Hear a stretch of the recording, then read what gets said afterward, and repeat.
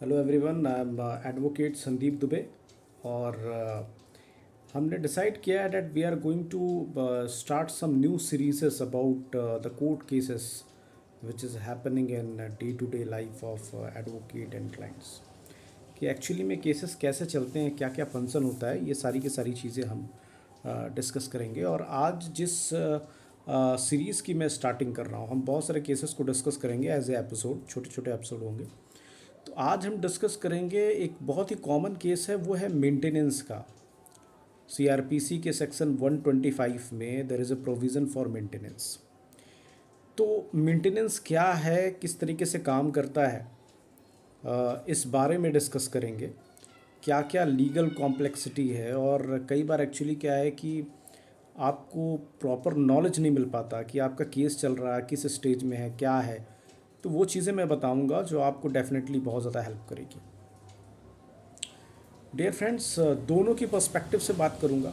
Husband की perspective से भी बात करूंगा, वाइफ के पर्सपेक्टिव से भी बात करूंगा। मैं ये भी बात करूंगा कि हस्बैंड किस तरीके से बचे मेंटेनेंस देने से, और ये भी बात करूंगा कि वाइफ किस तरीके से मेंटेनेंस ले। तो सबसे पहले बात करूंगा कि हस्बैंड किस तरीके से मेंटेनेंस देने से बचे। ठीक है। अगर सीआरपीसी 125 में आपकी वाइफ ने आपके खिलाफ मेंटेनेंस का केस कर दिया है, तो इस चीज़ को जान लीजिए कि मेंटेनेंस जो है वो एक तरीके से राइट है वुमेन का, वो उसको मिलेगा ही मिलेगा। उसको वो मेंटेनेंस कब नहीं मिलेगा, that what I am going to tell you. वो अकॉर्डिंग टू सीआरपीसी 125, जब लड़की की जो इनकम है काफ़ी ज़्यादा हो, पहली बात ये। जब लड़की अपनी मर्जी से अलग रह रही हो, दूसरी बात ये। और जब लड़की और लड़के दोनों म्यूचुअल कंसेंट से अलग रह रहे हैं, या फिर लड़की ने स्वयं अपने राइट्स को त्याग दिया है।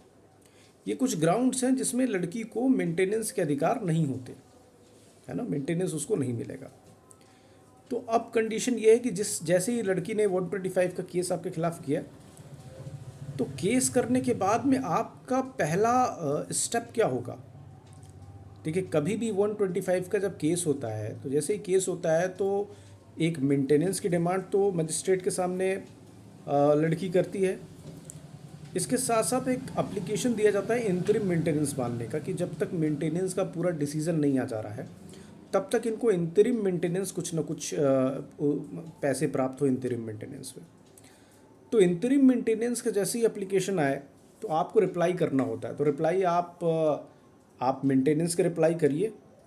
इंतरिम मेंटेनेंस के संदर्भ में आप ये करें, एज ए हस्बैंड आप ये करें कि आप रजनीश वर्सेस नेहा, बहुत ही लैंडमार्क केस है सुप्रीम कोर्ट का। इस केस के अंतर्गत हस्बैंड वाइफ दोनों को अपनी इनकम बतानी पड़ती है। और इनकम ऐसा नहीं कि आज की इनकम, 3 क्राइटेरिया है उसमें।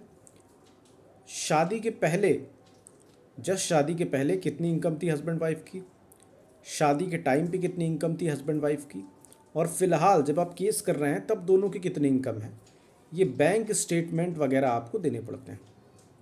एज ए हस्बैंड आप कभी भी बैंक स्टेटमेंट या अपनी इनकम की इंफॉर्मेशन कोर्ट में मत दीजिए तब तक जब तक वाइफ जानकारी नहीं दे देती कोर्ट में। क्योंकि जैसे ही आपने ये सारी की सारी रूल का फॉलो किया, वैसे ही मेंटेनेंस, इंतरिम मेंटेनेंस जज साहब बांध देंगे।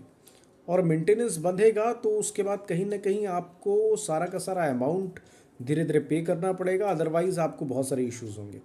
तो कभी भी रजनीश वर्सेस नेहा का पहला पालन जो है वाइफ को करने दीजिए। दूसरी चीज़, अगला स्टेप क्या होगा, आप एक एप्लीकेशन मूव करेंगे। इस चीज़ को जानिए कि कोई भी एप्लीकेशन जो आप कोर्ट में मूव करते हैं, तो आप जैसे ही एप्लीकेशन मूव करते हैं कोर्ट में, तो एक फ़ोटो कॉपी उसी एप्लीकेशन की आप अपोजिट काउंसिल को देंगे। उसके बाद में नेक्स्ट डेट जो भी जज साहब लगाएंगे, उस नेक्स्ट डेट में अपोजिट काउंसिल रिप्लाई फाइल करेंगे, जो भी आपने एप्लीकेशन में डिमांड की है ना, तो उसका रिप्लाई देंगे अपोजिट काउंसिल। और बेस्ड ऑन डैट रिप्लाई आप दोनों का आर्गूमेंट होगा। मतलब लगभग दो प्रोसीडिंग तो इसी में चली जाएगी, आर्गूमेंट होगा दोनों लॉयर के बीच में। आर्गूमेंट के बाद में जज साहब निर्धारित करेंगे कि जो एप्लीकेशन में मांगी गई चीज़ें हैं वो उचित है कि अनुचित है।